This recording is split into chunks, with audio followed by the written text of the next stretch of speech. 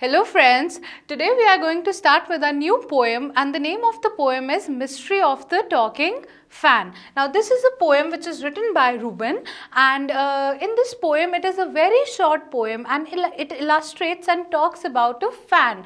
Now you must be thinking, what is it referring to as a talking fan and what's the mystery behind it?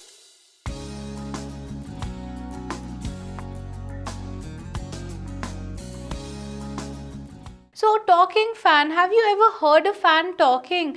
No, a fan never talks, but still the poet has named us as the talking fan. We'll be studying in this poem that what he's actually trying to relate with the talking fan and what is the mystery behind it. Okay, so let's move on. Now, this poem says that once there was a talking fan. The poet talks about the talking fan. Electrical his chatter. Chatter means talking. So the talking of the fan was electrical in nature. I couldn't quite hear what he said. The poet was unable to understand that what the fan is actually trying to say.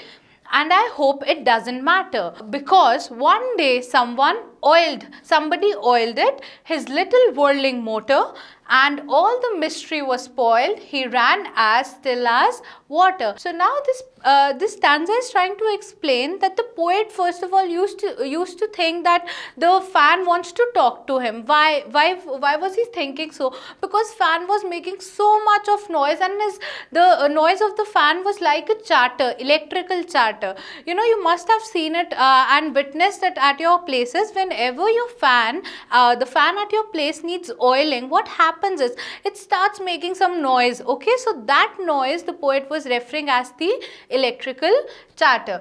I couldn't quite hear what he said and I hope it doesn't matter. Now later on the poet said that it doesn't even matter. Why did he say so? He said so because somebody one day oiled the fan. After oiling the fan, there was the noise, the chatter, the electrical chatter was no longer there, and the fan became as still as water, which he describes in this line that he ran as still as the water. So the mystery behind it was solved. Now the mystery was that what the fan is trying to say. The poet always used to sing that what he wants to talk, but the mystery was solved right when somebody oiled the fan. So it's a very cute and interesting poem, and that's all about this poem.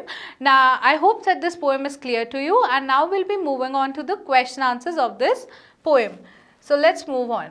So now the first question of this poem is, fans don't talk, but it is possible to imagine that they do. What is it? Then that sounds like the fans chatter. Yes, of course, fans don't talk. We are just human beings. Human beings can talk. Fan is a non-living thing, so the fan cannot talk. But even if we imagine, like the poet imagined, so if we imagine that the fan is talking, so yes, when the fan makes the noise, when the motor needs oiling, that sound can be termed as the chatter, electrical chatter of the fan. So I hope this is clear. We'll move on to the next question.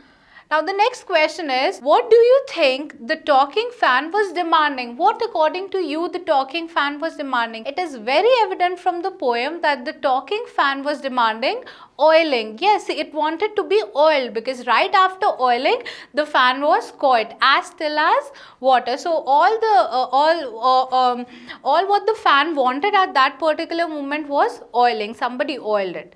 Okay, so let's move on to the next question. How does an electrical fan manage to throw so much air when it is switched on? So if you think about this question, they are asking about the working of a fan. So it's very scientific, you know. Like a fan in your house, it has 3 blades and a motor. So as soon as you switch on the fan, what happens is the motor starts working and the blades of the fan start moving in the circular motion. So they throw the air downwards in all the directions. This is how an electrical fan works. So I hope that you are clear with this poem as well as the question answers, and if you have any doubts you can comment them below. So we'll be meeting in our next video discussing our next poem. Till then, take care. Bye bye.